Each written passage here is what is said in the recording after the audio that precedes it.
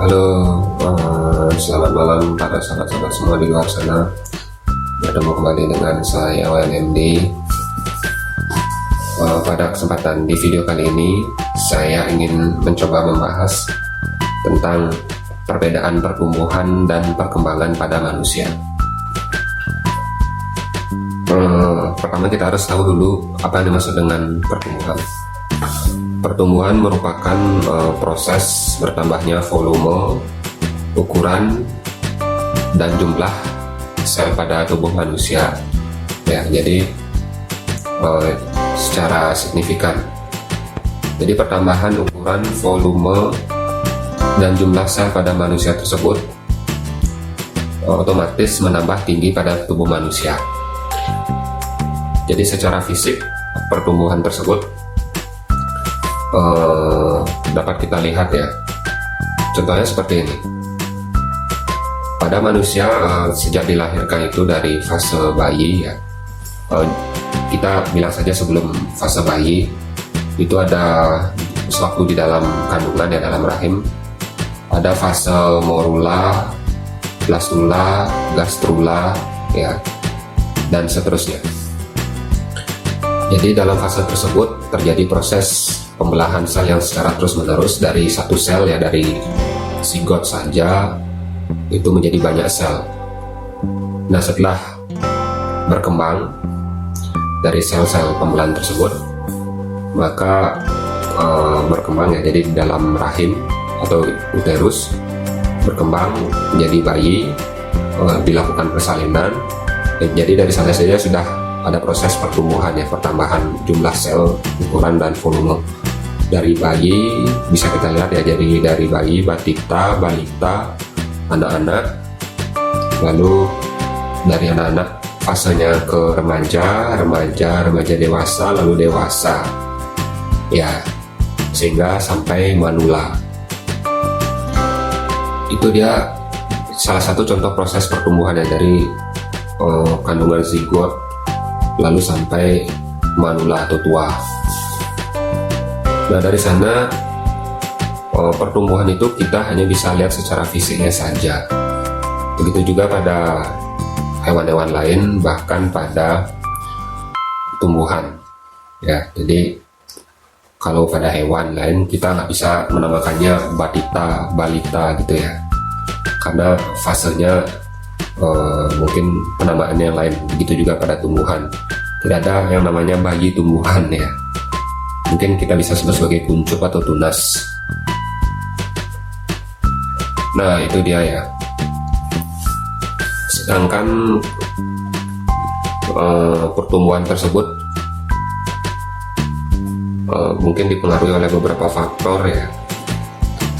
Ada faktor internal dan ada faktor eksternal. Kalau internal itu mencakup hormon dan gen, itu tidak bisa dirubah sama sekali. Kalau yang lingkungan itu mungkin nutrisi ya, jadi saudara, kelembaban, dan sebagainya. Itu pertumbuhan. Jadi kesimpulannya di sini, pertumbuhan kita lihat secara fisik saja, dan kita bisa lihat itu intinya. Sedangkan kalau perkembangan tersebut merupakan proses menuju kedewasaan, jadi melibatkan mental, penjiwaan ya. Lalu apakah perkembangan itu bisa kita lihat ya, perubahannya apakah kita bisa lihat atau kita bisa ukur? Sebenarnya sangat sulit sekali untuk mengukur perkembangan dari pada manusia ya, dari suatu manusia. Itu secara normal kita tidak bisa definisikan ya, karena pemahaman dewasa bagi orang itu beda-beda ya.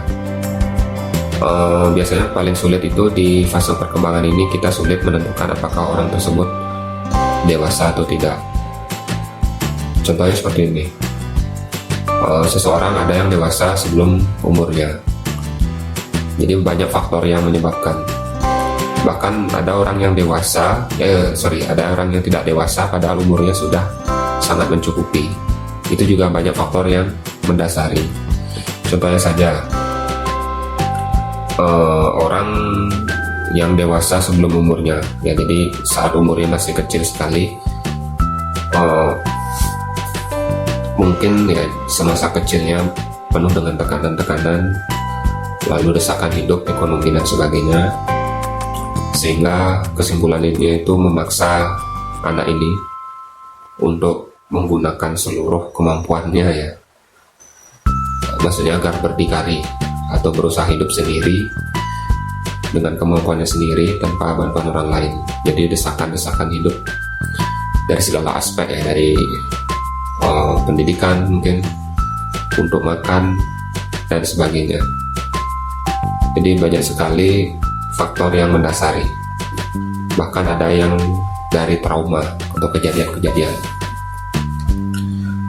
Selanjutnya, jika ada suatu kejadian di mana orang tersebut belum dewasa juga ya, pada umurnya sudah mencukupi, contohnya di umur 25 seseorang tersebut sikapnya belum dewasa, belum berpikir secara matang, belum mandiri dan sebagainya. Mungkin di sana ya salah satunya orang tersebut mungkin dimanja ya, dalam tanda kutip dimanja. Bisa saja orang tersebut memiliki masa yang secara umum ya backgroundnya mungkin ya berkecukupan, terlalu dimanja, serba ada dan lain sebagainya. Atau mungkin masa-masa kecilnya dulu pada orang yang belum dewasa juga, masa kecilnya itu mungkin kurang bahagia. Nah, dari sana dapat disimpulkan bahwa perkembangan pada manusia itu sangat sulit dilihat ya. Rata-rata mungkin kita bisa definisikan, oh dia sudah dewasa atau belum. Kita bisa mendefinisikan atau memastikan orang tersebut dewasa atau tidak jika kita menelusurinya lebih lanjut. Beda dengan pertumbuhan. Kalau pertumbuhan, kalau kita lihat sekilas saja, oh ini dia tingginya sekian, tinggi sekian, gampang sekali diambil kesimpulannya ya, bahwa orang tersebut tumbuh atau tidak. Kalau perkembangan itu sulit sekali. Kalau kita tidak benar-benar menelusuri jejak hidupnya, lalu tentang sikapnya sehari-hari, maka kita tidak tahu bahwa orang tersebut dewasa atau tidak. Ya, intinya berkenalan lama lah. Jadi saya rangkum ya, dari segi fisik pertumbuhan itu sangat gampang kita lihat ya, jadi kelihatan. Kalau perkembangan dari segi fisik tidak.